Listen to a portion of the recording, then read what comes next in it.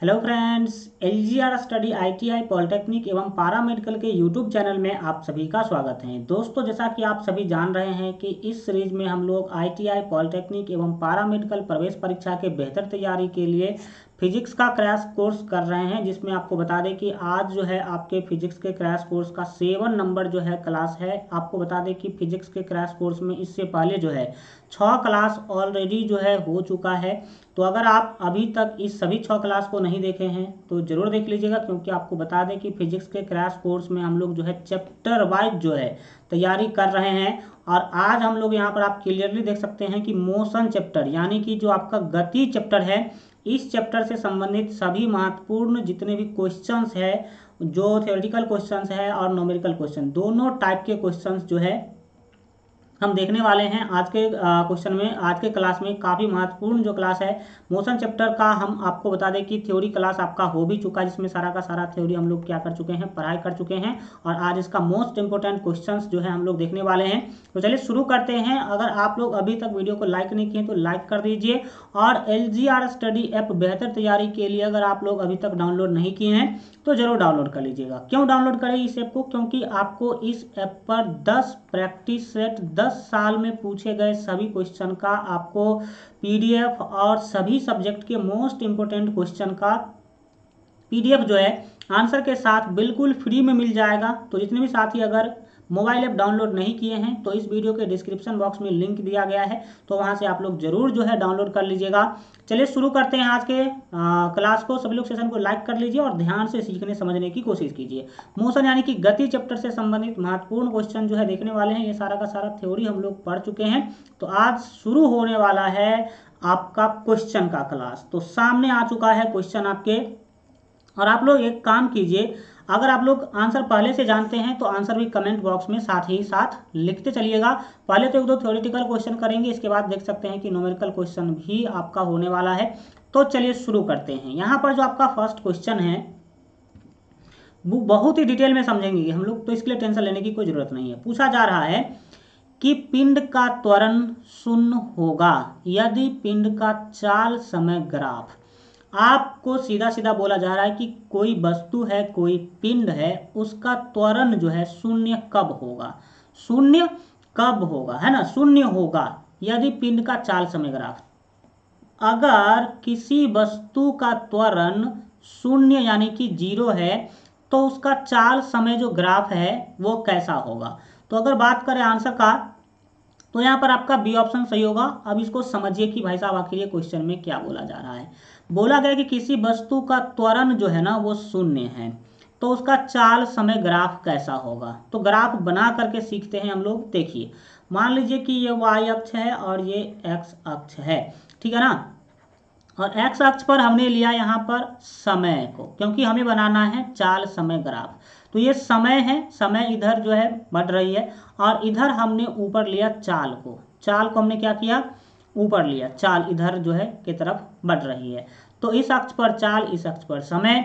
अब आपको पूछा जा रहा है कि त्वरण जो है शून्य होगा तो चाल समय ग्राफ कैसा होगा। तो याद रखेंगे कि समय अक्ष के समांतर होगा, जो ग्राफ होगा उसका त्वरण का, देखिए कैसा होगा, इस तरह का होगा। इस तरह का होने का मतलब क्या है, एकदम समय के अक्ष के समांतर होगा। ये वाला समय वाला अक्ष है और समय के अक्ष के समांतर होगा त्वरण का ग्राफ। इसका सीधा सीधा मतलब है, देख सकते हैं कि यहाँ पर अगर 1 है, यहाँ पर 2 है, 3 है, 4 है, 5 है, तो देख सकते हैं कि समय बढ़ रही है। यहाँ पर मान लेते हैं कि 1:05 था, यहाँ पर आने के बाद 10 मिनट हो गया, यहाँ पर आने के बाद 15 मिनट हो गए, यहाँ पर आने के बाद जो है समय जो है 25 मिनट हो गया। यानी कि समय बढ़ रहा है लेकिन चाल वहीं का वहीं है, न तो ऊपर न ही नीचे। तो देख सकते हैं कि समय के साथ चाल नहीं बढ़ रही है या नहीं घट रही है। तो इसी स्थिति को तो कहते हैं त्वरण शून्य, जब चाल न तो बढ़ रहा हो न ही घट रहा हो, तो उसी को क्या कहते हैं, उसी को कहते हैं तो जो है त्वरण का नहीं होना। क्योंकि जब तक चाल में परिवर्तन के दर को त्वरण कहते हैं, तो चाल में परिवर्तन हो ही नहीं रहा है तो त्वरण क्या होगा, शून्य होगा। इतना याद रखेंगे। अगले क्वेश्चन को देखिए। दूसरा क्वेश्चन क्या है, चाल समय ग्राफ के ढाल से ज्ञात करते हैं। चाल समय ग्राफ जो होता है उसके ढाल यानी कि उसके स्लोप से क्या ज्ञात करते हैं। तो अभी हम आपको बताए हैं कि चाल समय ग्राफ के ढाल से पिंड का त्वरण ज्ञात करते हैं, यानी कि एक्सेलरेशन ज्ञात करते हैं। कैसे एक्सेलरेशन ज्ञात करते हैं, तो देखिएगा आप यहाँ पर इस चीज़ों को समझने की कोशिश कीजिएगा। मान लेते हैं ये है आपका तल, ठीक है ना, और इस पर हमने लिया है टाइम को, ये टाइम है यानी कि समय है, और इधर जा रही है चाल, इधर क्या है चाल, इधर क्या है लिया गया है। अभी आपने देखा था कि अगर त्वरण का ग्राफ समय के अक्ष के समांतर है तो इस स्थिति में त्वरण शून्य था कि नहीं था, बोलेंगे यस सर, यानी कि यहाँ पर a का मान कितना होगा, a बराबर शून्य होगा, a का मान शून्य होगा।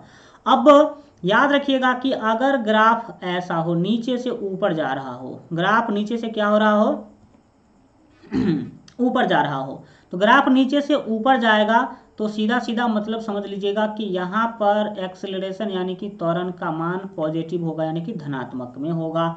और अगर ग्राफ नीचे जा रहा हो, ग्राफ नीचे जाने का मतलब चाल कम रहा है, चाल देखिए कम रहा है, यहाँ पर चाल कुछ और नीचे नीचे चाल कम रहा है, तो यहाँ पर एक्सेलरेशन का मान क्या होगा, नेगेटिव यानी कि माइनस में होगा। एक्सेलरेशन का मान माइनस में होगा क्योंकि चाल क्या हो रहा है, कम रहा है। जब चाल बढ़ता है तो पॉजिटिव एक्सेलरेशन, घटता है तो निगेटिव एक्सेलरेशन। तो इस तरह से आप इस क्वेश्चन को आंसर कर सकते हैं। त्वरण होगा समय चाल ग्राफ के ढाल जो है वो आपको क्या बताते हैं, तो त्वरण बताते हैं। अगले क्वेश्चन पर आइए, काफी महत्वपूर्ण क्वेश्चन है। 3 नंबर क्वेश्चन है कि दो वस्तुएं जो है H1 तथा H2 ऊंचाई से एक साथ छोड़ी जाती हैं। आपने दोनों हाथ में क्या किया, कोई वस्तु रख लिया, एक हाथ में वस्तु और दूसरे हाथ में भी दूसरा वस्तु रख लिया, और ऊपर से एक ही समय में छोड़ देते हैं। आप क्या करते हैं, छोड़ देते हैं, ठीक है ना। तो उनके पृथ्वी तक पहुंचने में लिए गए समय में जो है अनुपात होगा। आपको बोला गया कि दो वस्तुएं H1 एवं H2 ऊंचाई से एक साथ छोड़ा जाता है। मान लीजिए भाई साहब, एक वस्तु आपने 5 मीटर की ऊंचाई से छोड़ा, एक वस्तु आपने 10 मीटर की ऊंचाई से छोड़ा। तो छोड़ते हैं तो क्या होगा, उसके पृथ्वी तक पहुंचने में लिए गए समय का अनुपात कितना होगा, पृथ्वी तक आने में वो कितना समय लेगा। तो आपको एक समीकरण हम बताए थे, आपको याद होना चाहिए था। समीकरण था ऊंचाई निकालने के लिए h बराबर क्या था, ut प्लस 1/2 GT² था, ये था कि नहीं था। अब यहाँ पर चूंकि एक चीज गौर से देखेंगे कि u यानी कि प्रारंभिक वेग जो है वो 0 है। प्रारंभिक वेग कितना है, 0 है इस कंडीशन में, क्योंकि दो वस्तु को आप हाथ में पकड़े थे और तब छोड़े हैं। तो पकड़े थे और छोड़े हैं, तो पकड़े थे इसका मतलब वो विराम में था, तो प्रारंभिक वेग 0 होगा। और ऊंचाई का तो इसीलिए ऊंचाई क्या हो जाएगा, u का मान आप 0 डालेंगे तो ऊंचाई बराबर सिंपली क्या हो जाएगा, ये देखिए ये u है ना, ये 0 हो गया, ये u का मान आपने 0 डाल दिया तो ये t इंटू 0, ये तो 0 हो जाएगा। तो बचेगा क्या, बचेगा यहाँ पर आपके पास 1/2 GT² बचेगा, 1/2 GT² बचेगा। अब एक बात बताइए, हमें समय का निकालना है अनुपात, किसका अनुपात निकालना है, समय का अनुपात निकालना है। तो गौर से यहाँ पर देखिए, इधर टाइम है, इधर ऊंचाई है। तो याद रखिएगा कि टाइम जो है ये तो कांस्टेंट है 1/2, तो इस पर निर्भर करेगा नहीं। और आपको याद होना चाहिए कि जी भी एक कांस्टेंट है, जी भी एक नियतांक है। तो टाइम जी और एच पर निर्भर, जी और 1/2 पर निर्भर नहीं करेगा, टाइम डायरेक्ट करेगा एच पर निर्भर। तो हम बोल सकते हैं, क्या बोल सकते हैं, सोच समझिए। देखिए अगर टी का आप स्क्वायर हटा देते हैं तो एच के ऊपर क्या लग जाएगा, रूट लग जाएगा। एच के ऊपर क्या लग जाएगा, रूट लग जाएगा। देख सकते हैं कि एच के ऊपर रूट लग जाएगा।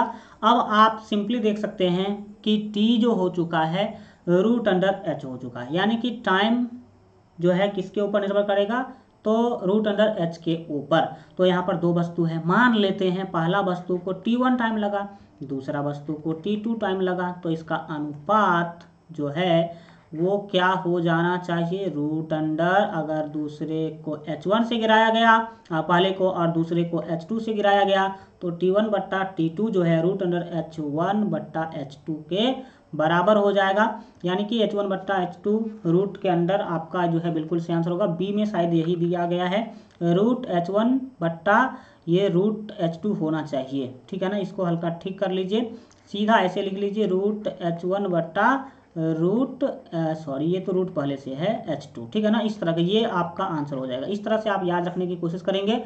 3 नंबर क्वेश्चन समझने की कोशिश करेंगे। 4 नंबर क्वेश्चन, जब वस्तु समान समयांतराल में जो है समान समय दूरियां तय करती है, समय नहीं समान होगा यहाँ पर, समान। ठीक है ना, समान क्या बोला गया कि जब वस्तु समान समयांतराल में समान दूरियां तय करती हैं तो उसकी गति होती है। अगर समान समयांतराल में समान दूरी तय करती है तो उसकी गति जो है कैसी होती है। तो यहाँ पर आपको बता दें कि 4 का जो सही आंसर होगा वो डी होगा, एक समान गति। मतलब समान समयांतराल में समान दूरी आप तय कर रहे हैं, मतलब आपके गति में कोई परिवर्तन हो ही नहीं रहा है। तो उसमें जब गति में परिवर्तन नहीं करेंगे तो एक समान गति कहते हैं उसको क्या कहते हैं, एक समान गति कहते हैं।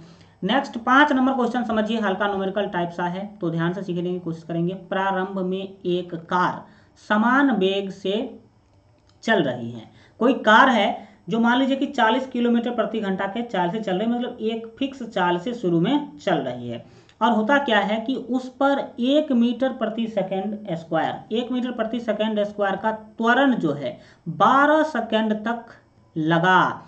1 मीटर प्रति सेकंड स्क्वायर का त्वरण कितने सेकंड तक लगने दिया, 12 सेकंड तक, जिसके कारण जो है 12वें सेकंड में कार ने 190 मीटर की दूरी तय की। 12 सेकंड तक 1 मीटर प्रति सेकंड स्क्वायर का एक्सेलरेशन दिया गया, त्वरण दिया गया, तो 12वें सेकंड पर जो है 190 मीटर की दूरी तय की। तो इस स्थिति में कार की प्रारंभिक वेग यानी कि u आपको बताना है कितना मीटर प्रति सेकंड होगा। तो चलिए इस क्वेश्चन को समझने की कोशिश करते हैं। काफ़ी सिंपल सा क्वेश्चन है। अगर बात करेंगे सॉल्व करेंगे तो सबसे पहले हम लोग लिखेंगे क्या दिया गया है यहाँ पर। तो यहाँ पर आप सिंपली देख सकते हैं कि एस टी का सीधा सीधा मतलब है यहाँ पर S 12 से, यानी कि 12वें सेकेंड पर कितना दूरी तय किया गया। तो देख सकते हैं कि 190, 12वें सेकेंड पर 190 मीटर दूरी जो है तय किया गया। और बात करेंगे यहाँ पर एक्सेलरेशन का यानी कि त्वरण का, तो त्वरण कितना है देख सकते हैं कि 1 मीटर प्रति सेकंड स्क्वायर। तो यहाँ पर सिंपली बोल दीजिए इसको कि त्वरण जो है 1 मीटर प्रति सेकंड स्क्वायर क्वेश्चन में दिया गया है। निकालना क्या है, u निकालना है। आपको क्या निकालना है, u जो है निकालना है। u क्या होगा ये आपको बताना है। देखिए u निकालने के लिए हम करेंगे क्या, सो यहाँ पर अब जो है समझने की कोशिश करेंगे। ठीक है ना, u निकालने के लिए एक फार्मूला आपको पता होना चाहिए। फार्मूला होता है st बराबर u plus 1/2 a into 2t और -1। ये वाला फार्मूला आपको पता होगा क्योंकि हमने थ्योरी के क्लास में पूरा डिटेल में इस सभी फार्मूला को पढ़ाया है। अब st का मान आपको दिया गया है, देख लो भाई साहब कितना, 190। st का मतलब st का मान देख सकते हैं कि 190 दिया गया है, बराबर में u है, u का मान ही मुझे निकालना है, 1/2 है। और a का मान क्वेश्चन में 1 दिया गया है, एक्सीलरेशन का मान देख सकते हैं 1। ठीक है ना, और इधर क्या है तो 2 तो रहेगा, और t मतलब समय कितना दिया गया है, समय तो मैंने लेना भूल ही गया। t यहाँ पर 12 दिया गया है, कितना सेकंड तक, तो 12 सेकंड तक जो है त्वरण दिया जाता है, 12 सेकंड तक, तो समय 12 सेकंड बोल सकते हैं। ठीक है ना, तो यहाँ पर 12 हम ले सकते हैं, t का मान -1 करेंगे। अब इसको हल कीजिए फास्ट में, तो क्या होगा यहाँ पर 190 और दाहिने में क्या होगा, दाहिने में होगा, हाँ बिल्कुल ठीक है, बिल्कुल ठीक है। देखो यहाँ पर 12 दूना 24, 12 दूना 24, 24 में से 1 घटाएंगे तो 23 होगा, कितना होगा 23 होगा। और 23 गुने 1/2 करेंगे तो ये u है ना, पहले इस u को लिख लीजिए, प्लस है तो प्लस, यहाँ पर 23/2 हो जाए, कितना हो जाएगा 23/2 हो जाएगा। कैसे? क्योंकि 12 गुना 24, 24 में से गया तो 23 और नीचे में लग जाएगा ये वाला 2। इतना तक समझ में आ गया। अब इसको कुछ नहीं करना, इसको तो अब हल कर देना है आगे। यहाँ पर कैसे करेंगे आप देखिए, सिंपली आप क्या कीजिए, u को बाएं वहीं पे रखिए, दाहिने साइड में पहले से क्या है 190 है, दाहिने साइड में देख लो 190 है, इसके बट्टा में 1 कर देंगे और इस 23/2 को दाहिने भेजेंगे तो ये हो जाएगा -23/2। अब इसको हल कर लीजिए, तो हल करेंगे तो एलसीएम 2 आएगा, 2 से देंगे तो 19 दूना 38, 19 दूना 38 होगा ना सर जी, 38 यानी कि 380 हो जाएगा, माइनस है तो माइनस, 2 से 2 में भाग देंगे तो एक से 23 को गुना करेंगे तो यहाँ पर आपको 23 ही मिलने वाला है। तो फिर क्या हो जाएगा, 380 में से 23 घटाइए, 380 में से 23 घटाएंगे तो सर जी आपको मिलने वाला है 257 और बट्टे में क्या मिलेगा, तो 2 मिलेगा। तो 257 को 2 से भाग दे लीजिए जल्दी से आप लोग, तो 178.5 मीटर प्रति सेकेंड यहाँ पर आपका फाइनल आंसर ही हो जाएगा। देख लीजिए, तो u का मान आपको मिल गया। u का मान आप u निकाल सकते हैं, ठीक है ना, तो u निकाल सकते हैं 178 कहाँ गया और 0.5, डैट मीन्स सी ऑप्शन बिल्कुल जो है यहाँ पर आपका सही आंसर हो जाएगा। तो समझ गए आप लोगों ने। अगले क्वेश्चन को देखिए, 6 नंबर क्वेश्चन इजी है लेकिन सीखना जरूरी है। कोई पिंड विराम अवस्था से चलना प्रारंभ करती है, यानी कि रुका हुआ था और फिर वो चलना शुरू कर दिया, तो प्रारंभिक वेग 0 रहा होगा। यदि त्वरण 10 मीटर प्रति सेकेंड स्क्वायर हो तो आपको बताना है कि 10वें सेकेंड में पिंड द्वारा चली दूरी होगी, 10वां सेकेंड में कितना दूरी पिंड तय कर लेगा। अगर सिंपली देखा जाए तो आप यहाँ पर बोल सकते हैं कि दिया क्या क्या गया है, तो यहाँ पर क्वेश्चन में आपको दिया गया है कि u जो है ना वो 0 है, क्योंकि विराम अवस्था से चलना प्रारंभ करती है वस्तु, रुका हुआ है और तब चलना शुरू करेगा तो उसको बोलते हैं, तो उसका प्रारंभिक वेग 0 है। दूसरा टाइम देख सकते हैं 10 सेकेंड का बात किया जा रहा है, कितना सेकेंड का सॉरी हाँ 10 सेकेंड का बात किया जा रहा है, तो 10 सेकेंड है। और एक्सेलरेशन भी दिया गया है, एक्सेलरेशन कितना है देख सकते हैं कि 10 मीटर प्रति सेकेंड स्क्वायर, त्वरण कितना 10 मीटर प्रति सेकेंड स्क्वायर, तो ये 10 मीटर प्रति सेकेंड स्क्वायर ये चीज दिया गया है, आपको निकालना है एस। क्या निकालना है, एस निकालना है। तो सिंपली एस का एक ही फार्मूला आपको लगाना है और आराम से आ जाएगा। तो एस बराबर एक फार्मूला आपको पता होगा, u + 1/2 a इंटू 2t - 1, ये वाला फार्मूला पता है आप सभी को, तो सिंपली आपको मिल जाएगा एस का मान। हाँ, तो u का मान आपके पास कितना है 0 है, प्लस है तो प्लस 1/2, तो 1/2, a का मान आपके पास 10 है और इंटू में 2 इंटू a का मान 10 है ना, हाँ बिल्कुल ठीक है, a का मान 10 है और t का मान देख सकते हैं कि यहाँ पर आपको 10 दिया गया है क्वेश्चन में, t का मान यहाँ पर 10 दिया गया है, -1 है, तो 2 से भाग करेंगे 10 में तो ये हो जाएगा 5, कितना हो गया 5 हो गया। 0 जोड़ने से कोई फर्क नहीं पड़ने वाला है, 1 को 5 से गुना करेंगे तो ये 5 होगा, इनटू में क्या हो जाएगा, तो सिंपली आप यहाँ पर देख सकते हैं कि 10 दूना 20, 20 में से 1 गया तो 19 हो जाएगा, तो 19 पंचे 95 मीटर फाइनल आंसर आ गया। कितना इजी है ऐसे निकालना, मतलब दूरी निकालना कितना है 95। समझ में आ गया तो सभी लोग जल्दी से लाइक कर दीजिए, सिंपल सा क्वेश्चन है, इस सब क्वेश्चन को आप ऐसे उड़ा सकते हैं, ठीक है ना। चलो देखते हैं 7 नंबर क्वेश्चन क्या है। 7 नंबर क्वेश्चन, एक रेलगाड़ी 11 मीटर प्रति सेकंड के वेग से चलती है, उसका वेग जो है ना वो 11 मीटर प्रति सेकंड है, ब्रेक लगाने पर रेलगाड़ी 21 मीटर चलकर रुक जाती है। शुरुआत का चाल 11 मीटर प्रति सेकंड, ठीक है, और लास्ट का चाल रुक गया तो 0, और कितना दूरी चला 121 मीटर चला, तो विरामावस्था में आने में लगा समय क्या होगा, समय क्या लगेगा ये आपको बताना है। अगर बात किया जाए यहाँ तो देखिए आप सिंपली एक क्लियर चीज देख सकते हैं कि अगर जो दिया गया है वो जो है अगर u का बात किया जाए तो u का बात 11 दिया गया, u मीटर प्रति सेकंड। जो प्रारंभिक जो वेग है वो दिया गया है। भी बात करें तो भी हम बोलेंगे कि सर जी जीरो है। क्यों जीरो है? क्योंकि गाड़ी रुक जाती है, तो रुकने के बाद तो भी जो है वो जीरो हो जाएगा। और दूरी कितना तय किया है? दूरी मतलब s, तो दूरी कितना तय किया है? 121 मीटर तय किया है। तो आपको बताना है इस स्थिति में सर जी कि टाइम क्या होगा, टाइम क्या होगा। तो एक फार्मूला लगाना है, और टाइम का तो डायरेक्ट कोई फार्मूला नहीं है, बट एक अलग तरीका से आपको पहले निकालना होगा, ठीक है ना। तो एक फार्मूला आप जानते हैं पहले से, भी square is equal to u square और प्लस 2as। अब इसको हम कैसे क्यों लगा रहे हैं उसको अभी ध्यान से देखिएगा। तो देखिए भी का मान तो जीरो है, तो जीरो डाल देंगे, जीरो का स्क्वायर करने से कोई फायदा होगा नहीं। यू का मान 11 है तो 11 डालेंगे, प्लस 2as।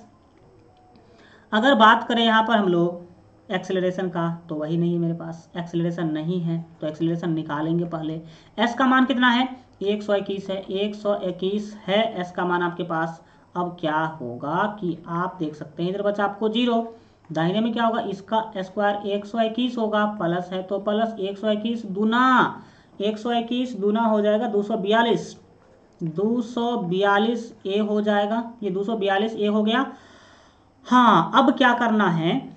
अब क्या करना है? सो देखिए हम करते क्या हैं, इस 121 को भेजेंगे दाहिने, पहले ए को बाएं कर, इतना तो आप लोग जरूर जानते होंगे। ए को जब बाएं रखेंगे, इस 121 को दाहिने भेजेंगे, तो ये -121 होगा, बट्टे में ये 242 जो है वो गुना के रूप में है, तो जाएगा वो बट्टा के रूप में 242, तो 121 का 242, 121 दूना 242 होगा। अब ए का मान आपको मिल गया, ए का मान क्या मिला? सॉरी, -1/2 मिला। ए का मान -1/2 मिला। अब क्या करेंगे? ये तो निकालना नहीं था आपको, टाइम निकालना था, लेकिन बिना एक्सेलरेशन का टाइम निकल नहीं सकता है। तो अब टाइम निकालने के लिए अब क्या करेंगे? अब हम एक दूसरा फार्मूला यूज करेंगे, v बराबर u प्लस एटी, v बराबर u प्लस एटी यूज करेंगे।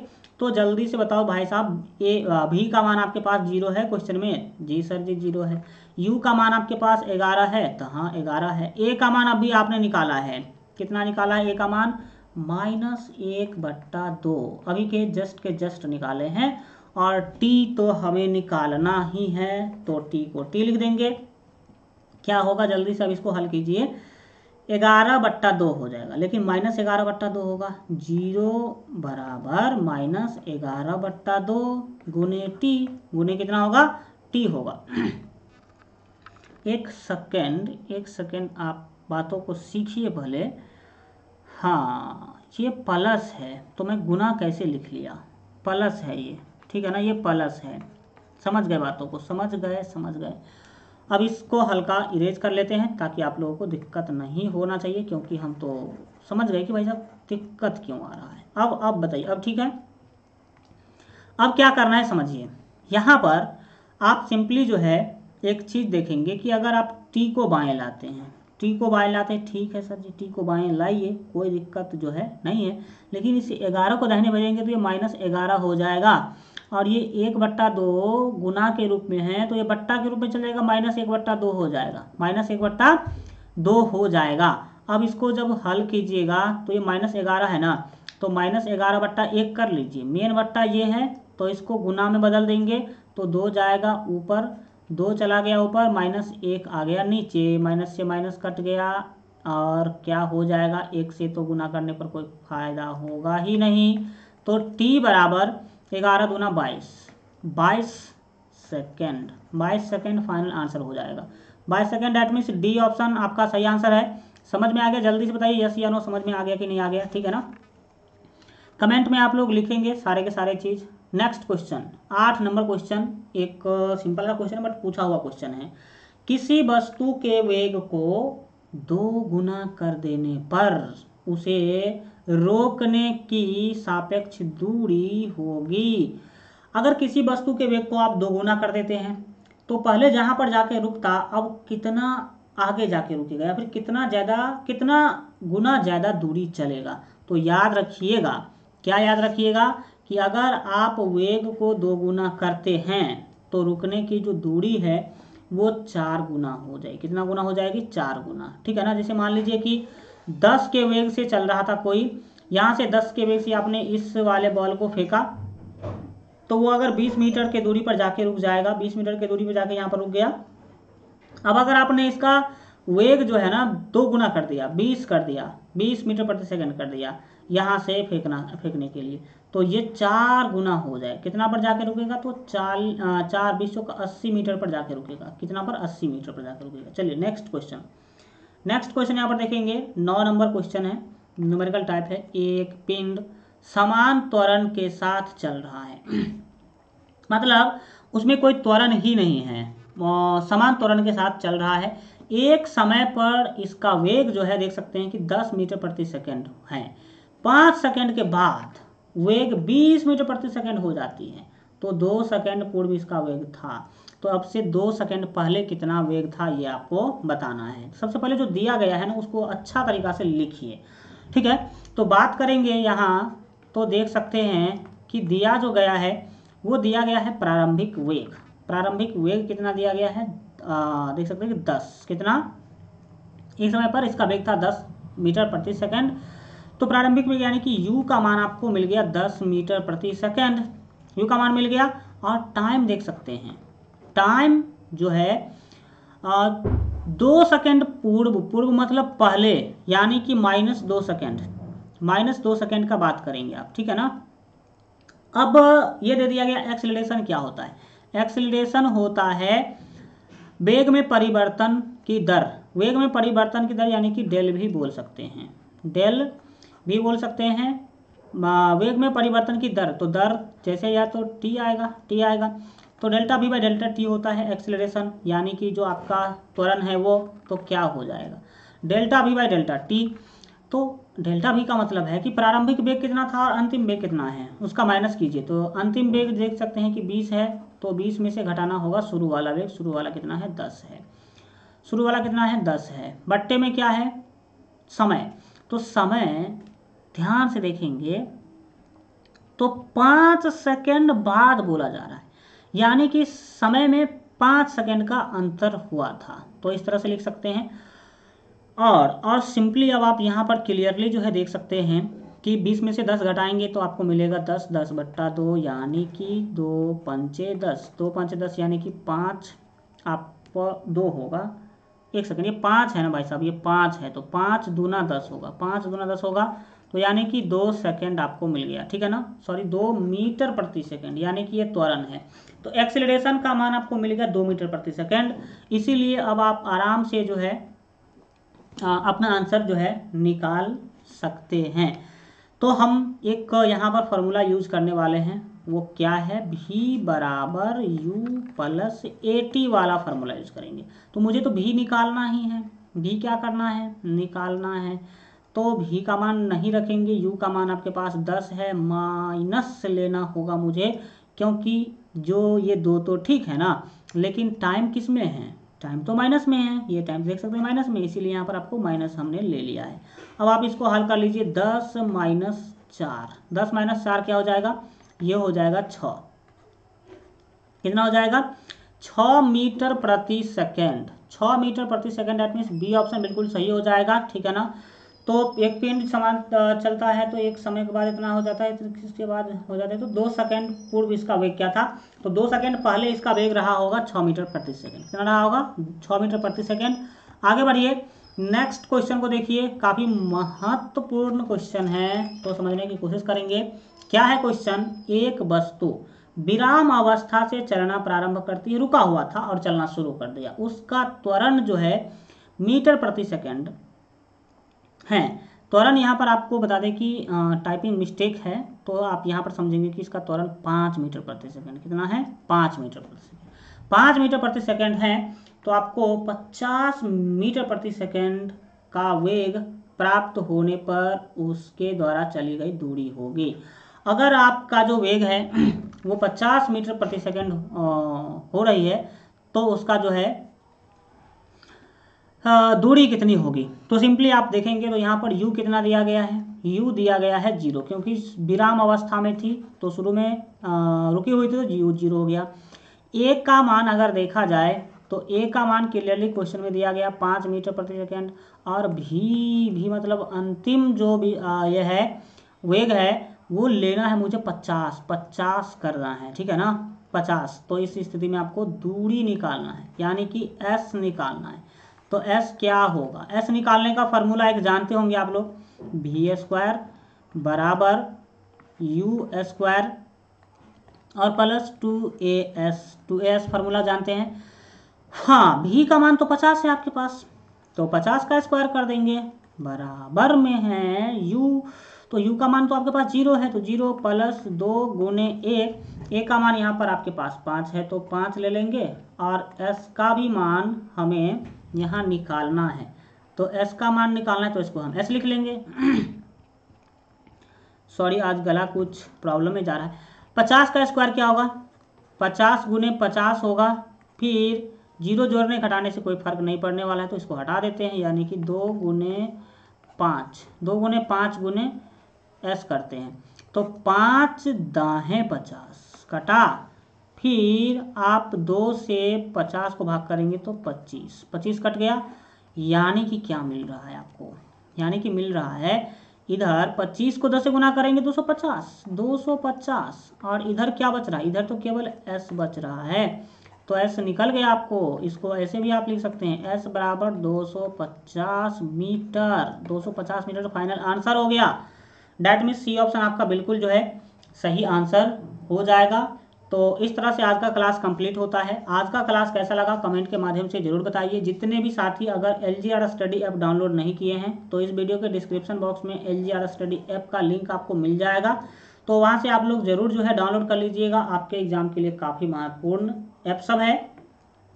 और इससे पहले मैथमेटिक्स का क्रैश कोर्स ऑलरेडी जो है कंप्लीट हो चुका है, तो जितने साथी अगर अभी तक मैथमेटिक्स क्रैश कोर्स नहीं देखे हैं तो आप इस चैनल के वीडियो लिस्ट में जाकर के बिल्कुल फ्री में देख सकते हैं। इसके कमेंट बॉक्स में तो नहीं मिलेगा लिंक मिल जाएगा आप लोगों को डिस्क्रिप्शन बॉक्स में, ठीक है। चलिए मिलते हैं अगले क्लास में, तब तक अपना जो है ख्याल रखिए। LGR स्टडी देखते रहिए। सेशन को लाइक करके आप लोग सभी साथी क्या करेंगे, इसको शेयर कर देंगे। सेशन को लाइक करके शेयर जरूर जो है कर दीजिएगा। थैंक यू सो मच आप सभी को।